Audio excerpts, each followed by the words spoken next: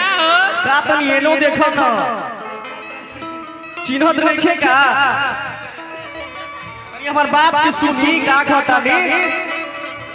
हमरो जगह बोल ना भोजपुरी बोले नहीं आवे ना बेला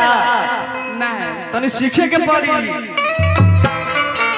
चुलमिया के पढ़ई छी खगड़िया में